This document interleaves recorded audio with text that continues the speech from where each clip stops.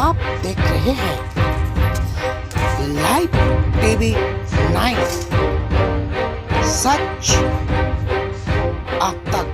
नमस्कार, आप देख रहे हैं लाइव टीवी 9। आइए आपको लेकर चलते हैं आज की कुछ खास खबरों की ओर।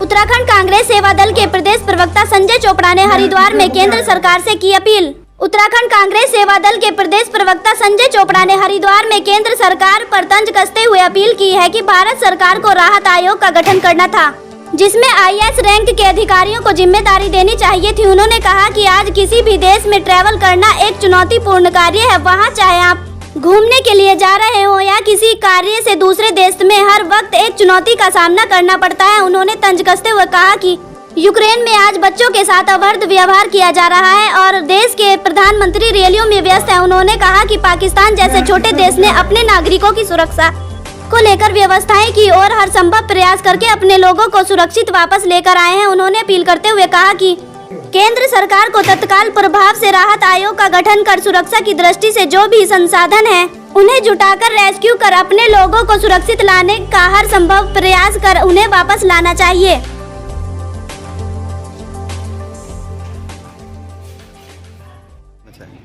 देखिए, सबसे पहले तो भारत सरकार को जो है राहत आयोग का गठन किया जाना चाहिए था और जिसमें ऐसे अधिकारियों को लिया जाना चाहिए था जो सीनियर IAS हैं, जो इन पदों पर रह चुके हैं, राजदूत रह चुके हैं अन्य देशों में जाकर। ऐसे लोगों का समन्वय स्थापित होना चाहिए था इसमें।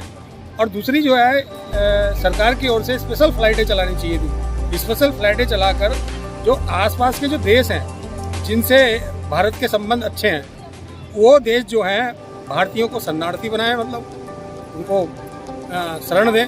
और शरण देने के बाद में जो आने वाले समय में देखिए, जब कोई आदमी विचलित होता है, परेशान होता है, और ख़ास करके विदेश की धरती पर जब आदमी परेशान होता है तो वहाँ तो उसको साया भी नहीं जानता उसका, क्योंकि वहाँ अननोन होता है, किसी प्रकार की कोई मदद नहीं मांग सकता। क्योंकि मैंने भी विदेश यात्राएँ की हैं और जैसा मैंने वहाँ पर देखा है, निश्चित रूप से एक बड़ी चुनौती होती है। चाहे आप घूमने भी जा रहे हो, आप पर्यटन भी कर रहे हैं, यदि आप विदेश में जा रहे हैं तो वो भी एक बहुत बड़ी चुनौती आपके सामने होती है। तो मैं कहना चाहता हूँ आपके माध्यम से, माननीय प्रधानमंत्री से अपील करना चाहता हूँ कि तत्काल प्रभाव से इस पर निगरानी रखें। ये नहीं कि आपने जो है क्या नाम है, राहत गंगा का आपने जो है ऐलान कर दिया इसके माध्यम से, लेकिन उसमें अगर आप देख रहे हैं कौन सी बहुत सारी वीडियो वायरल हो रही हैं, बहुत से बच्चे जो है रो रहे हैं, बहुत से बच्चों के साथ मारपीट हुई है। इसकी कौन जवाबदेही देगा? और आप जो हैं रैलियों में व्यस्त हैं, यूपी की रैलियों में व्यस्त हैं। आपने इस और बिल्कुल भी ध्यान नहीं दिया। और इसी प्रकार से बंगाल का जब चुनाव हो रहा था, बंगाल के चुनाव में उस टाइम पर ऑक्सीजन लोगों को चाहिए थी, लोग बाग जो हैं तड़प रहे थे और आप जो हैं माननीय प्रधानमंत्री जी, आप जो हैं कलकत्ता के अंदर जो रैलियाँ कर रहे थे। तो बिल्कुल ये तो दोहरी मानसिकता है, ये दोहरा चरित्र है, इसको आपको बदलना होगा।